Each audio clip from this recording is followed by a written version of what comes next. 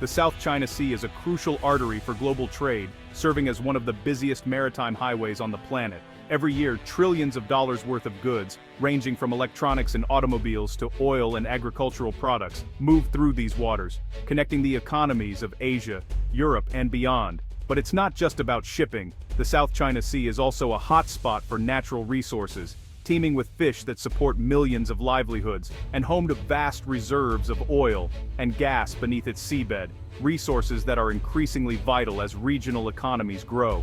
Multiple countries, China, the Philippines, Vietnam, Malaysia, and others, claim overlapping parts of these waters, fueling long-standing disputes that have simmered for decades. These overlapping claims are rooted in history, national pride, and the promise of economic gain. Tensions have escalated recently, especially after the Philippines released a new, official map on October 24, 2025. This map clearly marks its territorial boundaries, including areas that China also claims, making the dispute more visible and urgent than ever before. This move directly challenges China's sweeping claims, symbolized by its controversial U-shaped line, which covers nearly the entire sea and has been a source of friction with its neighbors for years. The map is more than a document. It's a bold assertion of Philippine sovereignty, grounded in international law and backed by a 2016 International Tribunal ruling that invalidated many of China's claims. Meanwhile, China's growing presence, building artificial islands, deploying military assets, and increasing patrols, has alarmed its neighbors and raised fears of a potential conflict that could disrupt global trade.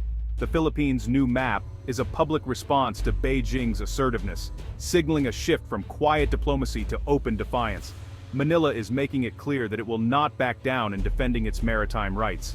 The current administration is taking concrete steps, not just words, to defend its maritime rights, by increasing patrols, strengthening its coast guard, and seeking new security partnerships.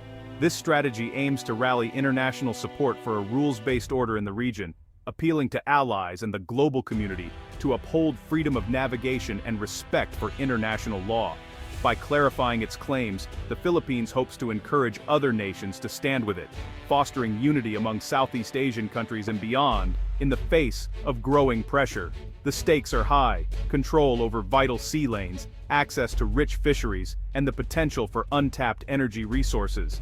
The outcome will shape the region's security, prosperity, and environment for generations. The world is watching as the Philippines draws a line in the sand, with headlines and analysts speculating on what might come next in this high-stakes standoff. The South China Sea dispute is entering a new, more confrontational phase, one that could redefine the balance of power in Asia and test the resolve of the international community.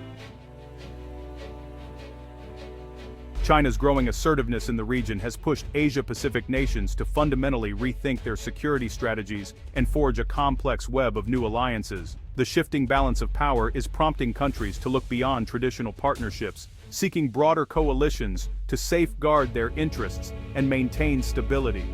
The Philippines, once seen as a peripheral player, now finds itself at the very center of this expanding network of partnerships. Facing frequent and sometimes tense encounters with Chinese vessels in its waters, the country is actively seeking diplomatic and military support from like-minded nations to bolster its position.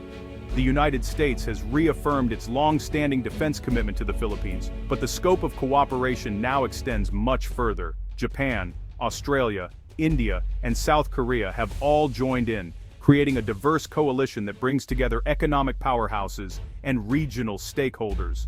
Joint naval patrols and large-scale military exercises are becoming routine, not only strengthening military readiness but also sending a clear message of unity. These operations enhance the region's ability to respond quickly and effectively to any crisis that may arise. These alliances are more than just symbolic gestures. They involve real, practical military cooperation, including intelligence sharing, coordinated maneuvers, and joint planning for potential contingencies.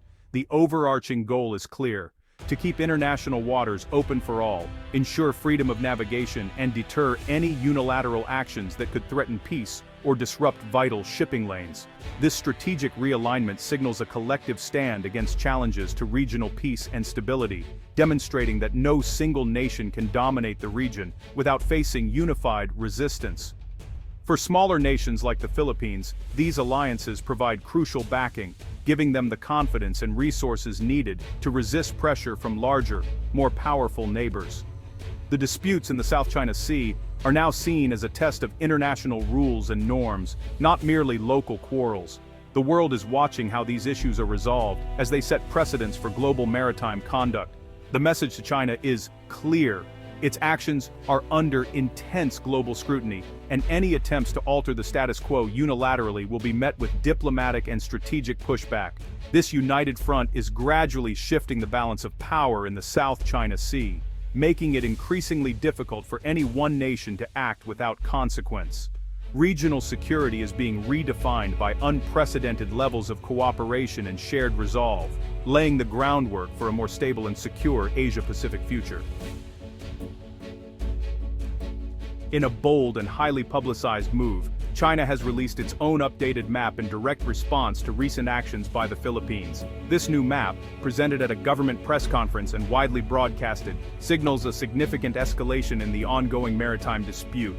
The updated map draws new baselines around Scarborough Shoal, a small but strategically vital fishing ground that has long been a flashpoint between the two nations. By redrawing these boundaries, China is making a clear statement about its intentions in the region. This move is designed to formalize China's sweeping claim under its own domestic laws, further intensifying the already tense standoff with the Philippines. The presence of naval vessels from both countries in these contested waters only adds to the volatility. The timing of China's announcement was no coincidence. It came swiftly after the Philippines enacted new maritime laws, suggesting a calculated response meant to counter Manila's legal maneuvers and assert dominance.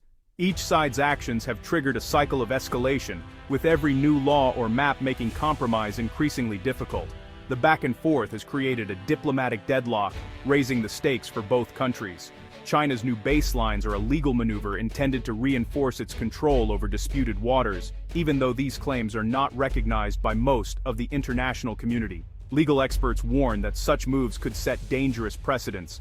Chinese officials have doubled down, vowing to defend these claims at all costs. Their strong rhetoric and recent military drills have raised fears that further action, possibly even confrontation, could be on the horizon. Naming islands and maritime features is a key part of China's broader strategy to assert what it calls its historical rights.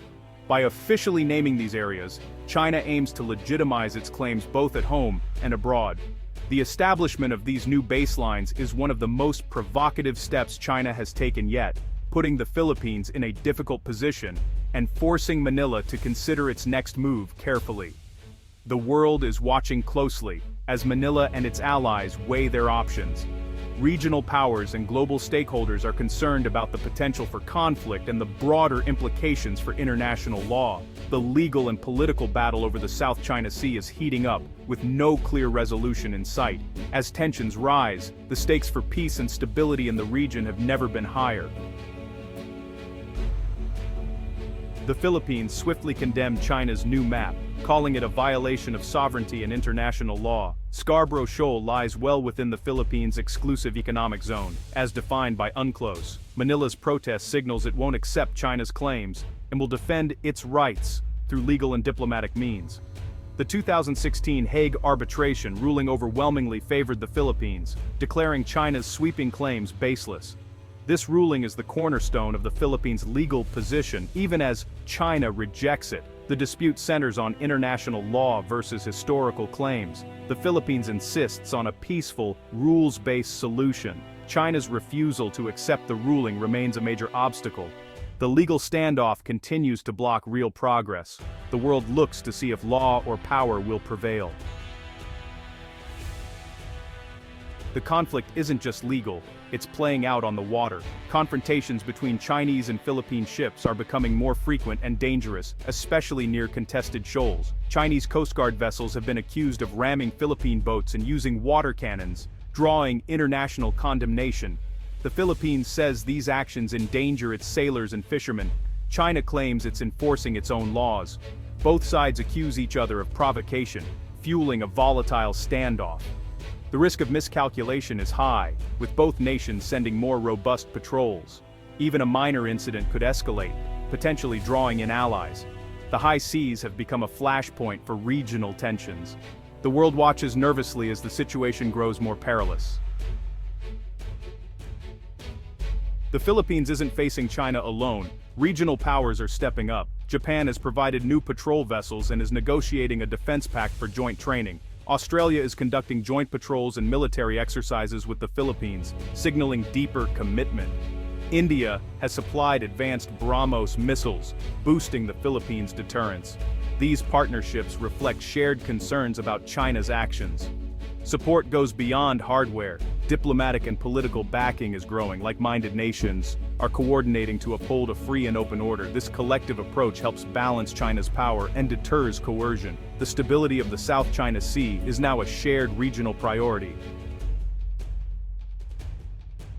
The Philippines' new map and China's response have set the stage for ongoing tension. Both sides are digging in, leaving little room for compromise. The Philippines is strengthening alliances and increasing joint patrols to deter aggression. China continues its assertive strategy, viewing the sea as a core interest. The risk of conflict is real, but diplomatic channels remain open. The hope is for new codes of conduct or cooperation on shared interests. For now, the region remains on edge, awaiting leadership and diplomacy. The world watches, hoping peace will prevail over confrontation.